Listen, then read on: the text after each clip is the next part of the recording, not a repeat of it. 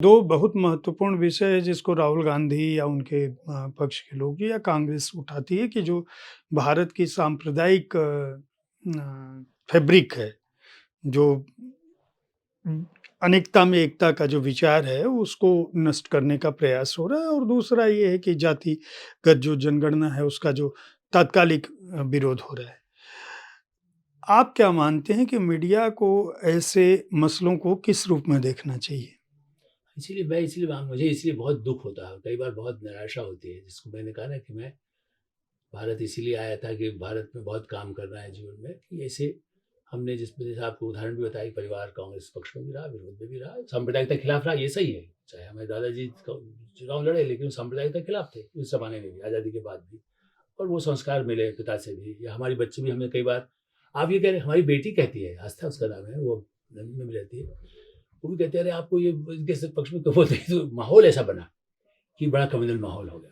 लेकिन हमने कम्युनल माहौल, पहले मीडिया उतना आगे नहीं था तो उसकी ज़्यादा पता नहीं चलता था। राजेंद्र माथुर जी के समय में भी, या और जैसे जब भी दिनमान के समय में, आप यदि कहें रघुवीर साहब जो आलोचना लिखते थे विचारों के, तब जिस तरह का पक्ष था, तो उनके खिलाफ 200 हो सकता है उन्हें, वो उसमें बीजेपी के लोग, या सब बीजेपी भी नहीं थी, जो पार्टियां रही, या जैसे विश्व हिंदू परिषद हो या उस संस्था के लोग या उसके समर्थक हो, मैं ये नहीं कह रहा हूँ वो लोग करते, संबंध सबसे रहते थे। वो तब 204 पोस्ट कार्ड एक ही आदमी लिख के भेजता था, आतंकवादी यदि खालिस्तान के खिलाफ लिखते थे तो उस पर आता था। अब मीडिया आगे बढ़ने से ये जरूर है कि एक थोड़ा सा ज़्यादा वातावरण और तनावपूर्ण हुआ है। नेता भी कुछ ऐसे हुए, मैं ऐसा नहीं कह रहा हूँ पहले नहीं थे। मैंने इस किताब में भी जिक्र है कि मैंने कुछ ऐसा कुछ छाप दिया था कि भाई ये बीजेपी के हिसाब में कुछ गड़बड़ हुआ, तो मुझे जो उसके एक पदाधिकारी थे उन्होंने कहा कि इसको बुलडोजर से कुछ कचलवा दिया जाएगा। कुछ उग्र नेता होते हैं। एक बार ये तुगड़िया जी ने किसी ऐसे टीवी प्रोग्राम में कहा था कि आलोक मेहता तो अनपढ़ है, कुछ भी मतलब उस तरह की बातें। तो ये सही, कुछ ऐसे उग्र जो नेता पहले भी रहे, और उसकी पृष्ठभूमि से कुछ हद तक ये सही है कि तनाव, सांप्रदायिक एक भावना, चूंकि हम सब उसमें जिम्मेदार हैं, नेता भी बहुत गैर जिम्मेदार हैं जो बहुत ऐसे भड़काते हैं, किसी भी पार्टी के हो, भाजपा के भी हैं जो इससे जुड़े रहे हैं। भाई लोग यही तो कहते हैं, भाई गोड से पहले कभी रहा होगा, बाद में कुछ हो गया, कांग्रेस में धर्मदल किसने जाके बना, कांग्रेस ने वालों सबका कंट्रीब्यूट था, उसमें गर्म हो गया। तो मैं ये तो मानता हूँ कि हाँ, पहले से वातावरण कई बार ऐसा टकराव का बना, जो अनुभव रहे उससे एक समुदाय के बीच में एक लोगों को लगता है कि भाई असुरक्षित है, उनको उतना स्थान नहीं मिल रहा है। लेकिन ये पार्टियों ने अपना जो प्राथमिकता तय की, हिंदू महासभा तो सफल नहीं हुई थी। हिंदू महासभा या हत्या के समय में जहाँ गोलियां चली थी, तब भी साधु आए थे। तो ये तो नहीं है कि खाली कम्युनल आधार पर ही आप जीत सकते हैं। मैं तो ऐसा मानता हूँ समाज में आज भी वैसा नहीं, और ये बात शायद अटल बिहारी वाजपेयी तो समझते ही थे, नरेंद्र मोदी जी भी अच्छी तरह समझते हैं। मैं आउट देखिए, अभी ये प्रधानमंत्री बने हैं, आप यदि, मेरे पास है आज भी उसकी कथन, जब ये नहीं थे और 2012 के आसपास जब मैं वहाँ गया था, तो मैं कई मुस्लिम इलाकों में उसी तरह, जैसा आउटलुक जैसे मैगजीन में तो नेचुरली अब उस तरह का पत्रकार, तो मुझे लगा कि इसके बाद भी लगातार ये कैसे जीत रहे हैं। मैं उस इलाकों में घुमा, किसी से पूछा, दुकानदारों से कुछ बात की, तो उसका जिक्र भी उस पर किया था। मैंने उससे कहा कि देखिए मेरा बेटा जेल चला गया था, वो मैंने पोस्ट कार्ड भेजा मुख्यमंत्री के यहाँ कि देखिए पता लगाइए इसमें इसका दोष नहीं है, उसको छोड़ दिया गया। मैं नहीं कह रहा मुझसे सारे मुस्लिम वोट उनको मिले होंगे, लेकिन यदि आपके मन में यदि ऐसा है, तो शीर्ष के स्तर पर मुख्यमंत्री या प्रधानमंत्री वैसा नहीं करते। नीचे के लेवल पर, जैसे मैंने कहा कि रिपोर्टर का बायस हो सकता है, संपादक का बायस हो सकता है, मालिक का बायस हो सकता है कि हमें इस सरकार से सुविधा है। जैसा मैं साफ ही कह रहा हूँ कि भाई बड़ा डाटा को लगता था कि ये सुविधा है इसलिए है। तो कम्युनल वातावरण, और ये पूरी दुनिया में है। देखिए मैं ही कह रहा हूँ, आप देखिए ना, मैं जर्मनी में रहा ना, फिर से वहाँ इस तरह का विदेशी को बाहर निकालिए टाइप, आज भी ट्रम्प के उसमें आ रहा है, लेकिन वो विदेशी वैसे नहीं, अवैध वालों का है, जिसके लिए मैं, अवैध के तो मैं खिलाफ हूँ, मैं वीसा लेके ही जाऊँगा ना। लंदन जब पहली बार हम गए थे तब वीसा नहीं था एक समय में, अब आश्चर्य हो गए, वहीं पे मिलता था। 77 में जब मैं गया पहली बार, तो उसने पूछा कितने दिन रहेंगे, उसको रेसिज्म थोड़ा दिमाग में था जो वहाँ पर था, तब हिंदू इंसानी बहुत कम थे। तो मुझे और गुस्सा आया, कोई 25 साल की और मेरे साथ आया, मैंने कहा भाई ये क्या है, मैं जब अगली फ्लाइट होगी चला जाऊँगा एयर इंडिया, तो मैं एयर इंडिया से आया हूँ, उसी का मेरा टिकट है। वो तो वहीं पर मिलता था, अराइवल पर वीसा मिलता था उस ज़माने में, 77 के आसपास।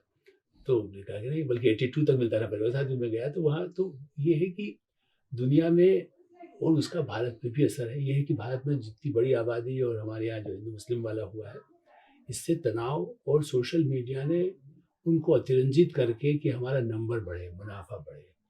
जैसे टेबलॉइड अखबार जैसा, मैं इसलिए फिर से जोड़ूँगा, ये आपने जो बहुत सही सवाल उठाया है कि टेबलॉइडकरण शुरू हुआ जब मैं मैंने टाइम्स ग्रुप में काम करता था, तो मुझे कहा जाता था, उस समय पंजाब केसरी में पहले पेज पर तस्वीरें और कहानियाँ होती थी, तब खबरें उसमें नहीं होती, खबरें अगले पेज पर होती थी।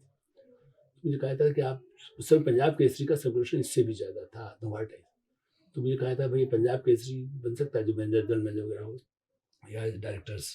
तो मैं कहता था भाई मैं तो नहीं बन सकता, अशोक जैन है जब तक, तो वो उसके लिए टेबलॉइड अखबार निकाल दीजिए। तो मैं इसलिए पंजाब केसरी अपने ढंग से, उसकी प्राथमिकता थी, पंजाब का एक लीडरशिप थी, दिल्ली में तो उतना नहीं था।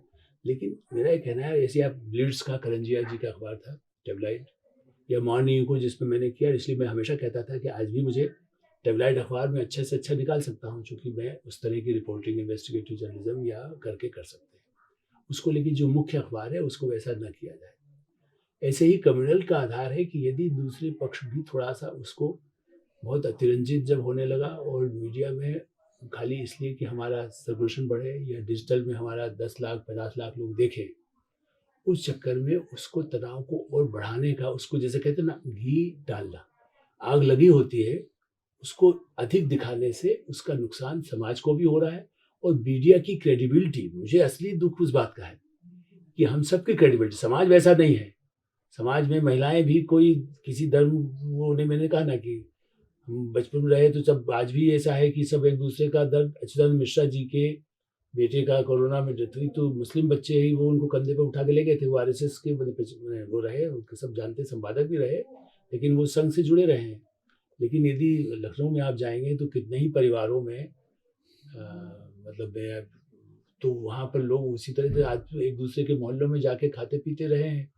वैसा वातावरण नहीं है, लेकिन हाँ समाज बना ऐसा दिया गया है कि आप इसको देखिए, ये देखो, ये हिंदू है, मुस्लिम है, ये विदेशी है, मतलब जबकि विदेशी तो नहीं है ना, वो जो भारत में रहे। इसीलिए मेरा कोट कोई पढ़ ले, प्रोफेसर राजन सिंह जब इंटरव्यू दिया मुझे सरसंघ चालक ने, सो मैं तो उसको ज़्यादा आधार मानता हूँ। मैं नहीं मानता कि जो दूसरा कोई 2 कौड़ी का कोई आदमी बोल रहा है, हिंदू मुस्लिम कर रहा है, चाहे वो संघ का ही हो।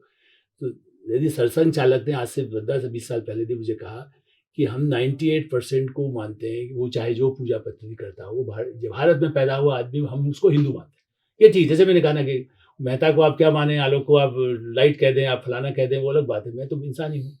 तो मेरा कहना है कि बेसिक थ्योरी तो उनकी ये थी, उनमें से जो विकसित हों या जो गलत हों या गलत रास्ते को पकड़ रहे हों या उसको उस ढंग से पेश करते हों, उसकी कोई जिम्मेदार आदमी उसको नहीं मानेगा।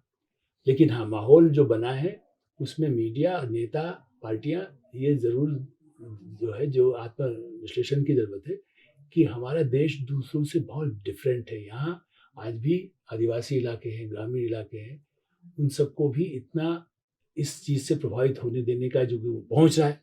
डिजिटल क्रांति के कुछ फ़ायदे हैं तो उसके नुकसान भी, हथियार भी हैं।